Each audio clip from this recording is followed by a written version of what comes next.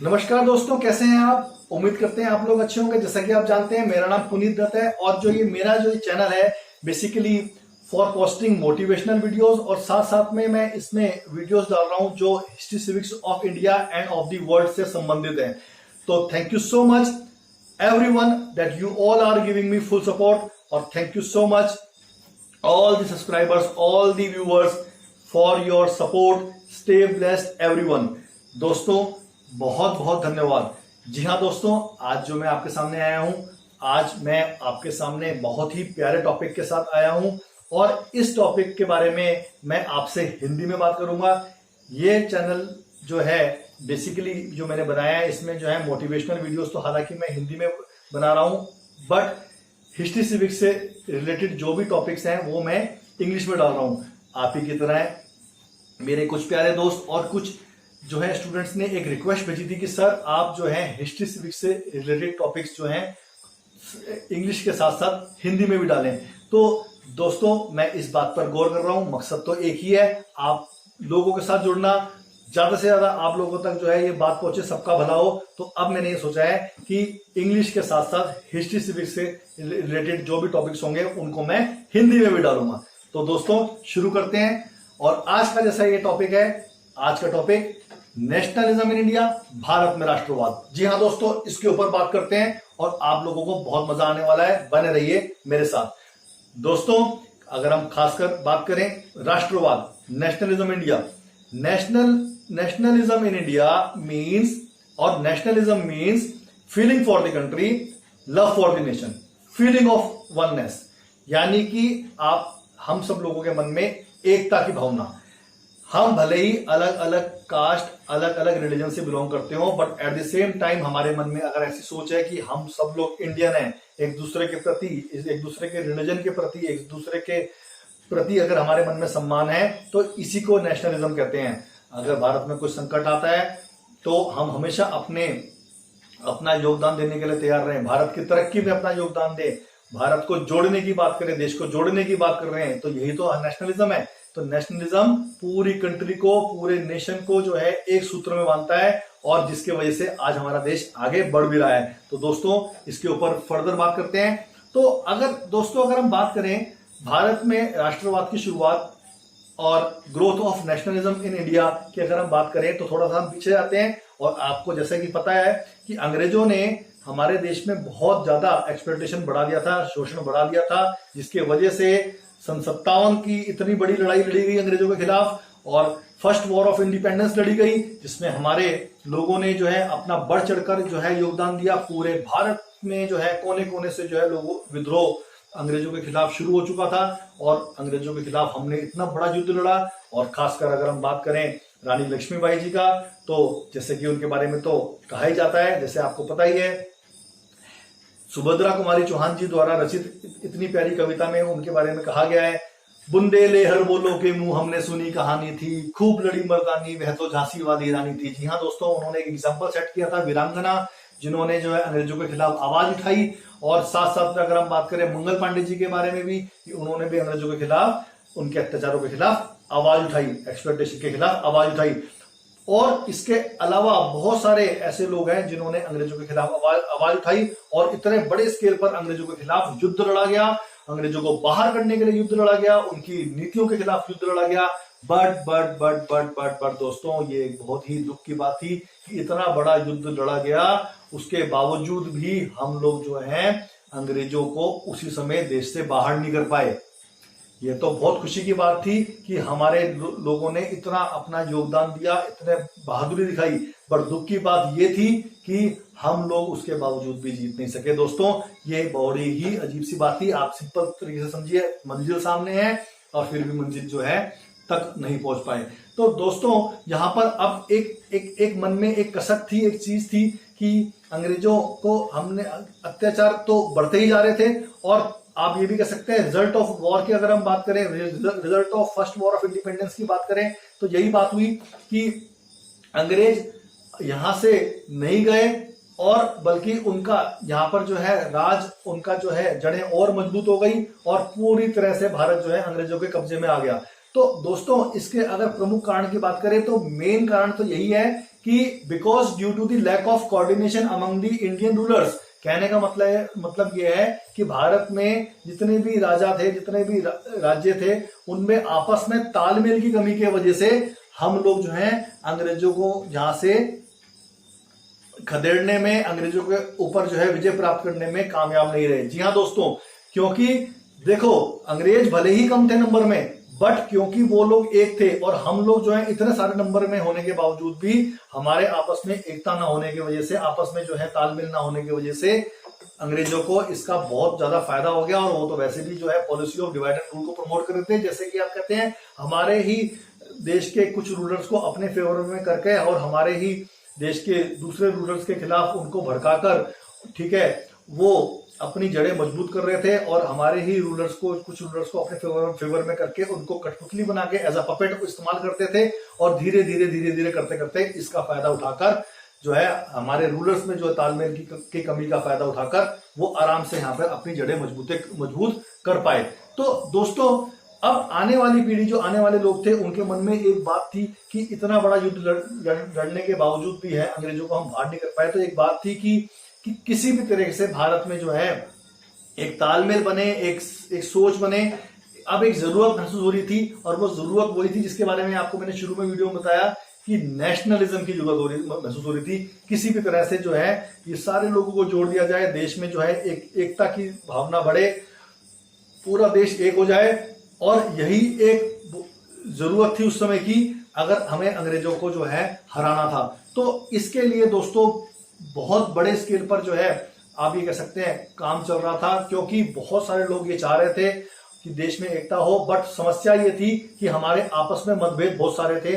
हमारे अपने देश में ही जो है ऐसी कुछ चीजें उस समय चल रही थी जिसकी वजह से देश बटा हुआ था। और इसी चीज को देखते हुए मैं खासकर इस वीडियो में बात करना चाहूंगा राजा राम मोहन रॉय जी के बारे में और ज्योतिबा फुले जी के बारे में, जिनका बहुत बड़ा योगदान है भारत में एकता को लाने का, भारत में राष्ट्रवाद को लाने का। और क्योंकि ये जो समाज सुधारक थे, ये जो अर्ली नेशनलिस्ट है, ये जो लोग हैं, ये इनका प्रमुख ये रोल है कि इन्होंने जो है इस चीज को समझा और इन्होंने देखा कि अगर हमें अंग्रेजों के खिलाफ विजय प्राप्त करनी है तो सबसे पहले अपनी बुराइयों को दूर कर अपने जो मतभेद हैं उनको दूर कर डिफरेंसेस को हटाकर हमें एक होना होगा। तो तभी हम अंग्रेजों के ऊपर विजय प्राप्त कर सकते हैं। और खासकर अगर मैं बात करूं जो है ये जो समाज सुधारक हैं, इनके मन में यही बात थी, क्योंकि देखो दोस्तों उस समय जेंडर डिस्क्रिमिनेशन यानी कि महिलाओं के ऊपर भी बहुत ज्यादा शोषण हो रहे थे। ठीक है, महिलाओं को घर के बाहर निकलने का बिल्कुल अलाउड नहीं था और चार दीवारी में उनको रखा जाता था। एजुकेशन नहीं मिलती थी, बहुत तरह की जो है ऐसी प्रथाएं थी जिसकी वजह से महिलाएं बहुत ज्यादा परेशान थी। तो और इस वजह से क्या था कि उनका पार्टिसिपेशन, महिलाओं का पार्टिसिपेशन देश की आजादी के लिए जो है ना के बराबर था। और साथ साथ में कास्ट सिस्टम की वजह से भी जो है, जातिवाद की वजह से भी जो है आप ये कह सकते हैं कि हमारे जो लोअर कास्ट जो लोग थे उनका भी जो है योगदान भारत की आजादी के लिए ना के बराबर था। क्योंकि उनके मन में एक ही बात थी कि भाई अगर हम अंग्रेजों से आजाद हो भी जाएंगे, अंग्रेजों के अत्याचारों से आजाद हो भी जाएंगे, तो उसके बावजूद भी जो है अपर कास्ट लोगों के अत्याचारों से मुक्त नहीं हो पाएंगे। क्योंकि भारत उस समय जो है कास्ट सिस्टम जो है भारत में बहुत बड़े स्केल पर हो रहा था। तो आप ये कह सकते हैं लोअर कास्ट लोगों का भी जो है पार्टिसिपेशन भारत की आजादी के लिए ना के बराबर था। तो जिसकी वजह से जो आप ये कह सकते हैं हमारा जो स्ट्रगल था अंग्रेजों के खिलाफ आजादी के लिए बहुत ज्यादा कमजोर था और बहुत सारी चीजों की वजह से जो है हम लोग आपस में बटे हुए थे। तो आप ये कह सकते हैं इन सोशल एविल्स को हटाने के लिए हमारे समाज सुधारक जो है राजा राम मोहन राय जी और ज्योतिबा फुले जी ने बहुत बड़ा योगदान दिया। बहुत सारे समाज सुधारक हैं हालांकि, बट इस वीडियो में आपको मैं राजा राम मोहन राय जी और ज्योतिबा फुले जी के बारे में बता रहा हूं। आगे भी आपके साथ और बातें और लोगों के बारे में भी जो है और समाज सुधारक जो लोग हैं उनके बारे में भी जरूर बात करेंगे। तो दोस्तों सबसे पहले हम राजा राम मोहन राय जी की बात करें। जैसे कि मैंने आपको बताया ये यही चाहते थे कि पहले हम अपनी बुराइयों को दूर करें। तो राजा राम मोहन राय जी की अगर हम बात करें, उन्होंने जो है उनके बारे में अगर बात करें, he was a true humanist. जी हाँ, वो एक ऐसे मतलब राजा राम मोहन राय जी की अगर हम बात करें, उनके मन में मानवता को लेकर जो है बहुत अच्छे विचार थे। वो ये कहते थे कि सब लोगों के का सम्मान होना चाहिए। राजा राम मोहन राय जी ने जो है बहुत सारे रिलीजियस टेक्स्ट का अध्ययन किया और उनसे इंस्पिरेशन लिया उन्होंने, और उनके मन में एक ही बात थी कि सबके मन में जो है एक दूसरे के रिलीजन के प्रति सम्मान होना चाहिए, सब लोग एक होने चाहिए, सबका सम्मान होना चाहिए, महिलाओं का भी सम्मान होना चाहिए। इसके लिए जेंडर डिस्क्रिमिनेशन के खिलाफ भी उन्होंने आवाज उठाई। खासकर अगर हम बात करें राजा राम मोहन राय जी के बारे में, 1828 में उन्होंने जो है ब्रह्मो समाज की स्थापना करी। ब्रह्मो समाज, दोस्तों डेट याद रखिएगा 1828, तो सन याद रखिएगा 1828 में उन्होंने ब्रह्मो समाज की स्थापना करी। ब्रह्मो समाज का भी यही मकसद था कि भारत में जो है जो ये डिस्क्रिमिनेशन हो रहा है, जेंडर डिस्क्रिमिनेशन हो रहा है, जातिवाद जो हो रहा है, इसके खिलाफ आवाज उठाना, सब लोगों को जो है एक सूत्र में बांधना, यही उसका मकसद था। फर्दर अगर हम बात करें, राजा राम मोहन राय जी का ही बहुत बड़ा योगदान है। उनके योगदान की वजह से ही जो है हम ये कह सकते हैं भारत में जो है उस समय सती प्रथा जो चल रही थी उसका भी अंत हुआ। सती प्रथा जिसमें जो है कि महिला को हस्बैंड की डेथ के बाद जिंदा चिता पर बैठना पड़ता था, तो राजा राम मोहन राय जी के अथक प्रयासों की वजह से 1829 में governor general of India William Bentinck के द्वारा सती प्रथा को जो है पूरी तरह से बैन कर दिया गया। तो राजा राम मोहन राय जी का दोस्तों बहुत बड़ा योगदान है। आप अगर हम राजा राम मोहन राय जी की बात करें तो उन्होंने जो है फ्रीडम ऑफ प्रेस की भी बात करी। उन्होंने ये बात करी कि सबको अपनी बात कहने का हक है, क्योंकि उस समय जो है बहुत सारे ऐसे कानून लगाए जा रहे थे जिसके वजह से जो है हमारे जो न्यूज़पेपर हैं, जो भी हमारे जो ये आप ये कह सकते हैं लोग हैं, अपनी बात नहीं कह सकते थे। तो उन्होंने इसके ऊपर जोर दी, लिबर्टी के ऊपर उन्होंने जोर दिया कि सबको अपनी बात कहने का हक है। साथ साथ में अगर हम बात करें जमींदारी सिस्टम के थ्रू जो एक्सप्लॉयटेशन हो रहा था फार्मर्स का, पीजेंट्स का, उसके खिलाफ उन्होंने आवाज उठाई। ईस्ट इंडिया कंपनी जो भेदभाव कर रही थी यहाँ के व्यापारियों के साथ, यहाँ के लोगों के साथ, ईस्ट इंडिया कंपनी खाली अपना फायदा देख रही थी, तो उसके खिलाफ भी उन्होंने आवाज उठाई। और साथ साथ में अगर मैं बात करूं बंगाली वीकली संवाद कौमुदी, जी हाँ दोस्तों, बंगाली वीकली संवाद कौमुदी और पर्शियन पेपर मिरातुल अखबार की भी उन्होंने स्थापना करी। मकसद वही था कि अपनी बात लोगों तक पहुंचाना, नेशनलिज्म की फीलिंग लोगों तक पहुंचाना, लोगों को जोड़ना। तो राजा राम मोहन राय सही मायनों में ही वॉज अ ट्रू ह्यूमनिस्ट, ठीक है, तो प्रणाम है उनको। साथ साथ में अगर हम दोस्तों बात करें ज्योतिबा फुले जी के बारे में, तो ज्योतिबा फुले जी भी जो है जेंडर डिस्क्रिमिनेशन के खिलाफ उन्होंने आवाज उठाई। महिलाओं की के साथ जो शोषण होता था उसके खिलाफ उन्होंने आवाज उठाई। उन्होंने गर्ल्स स्कूल की भी स्थापना करी ताकि उनको एजुकेशन मिले। देखो दोस्तों, खासकर अगर हम बात करें मेल डोमिनेटिंग सोसाइटी होने की वजह से उस दौरान जो है महिलाओं को जो है पढ़ाया लिखाया नहीं जाता था, क्योंकि मेल डोमिनेटिंग सोसाइटी यानी कि पुरुष प्रधान समाज था। और दोस्तों जानते हैं क्यों?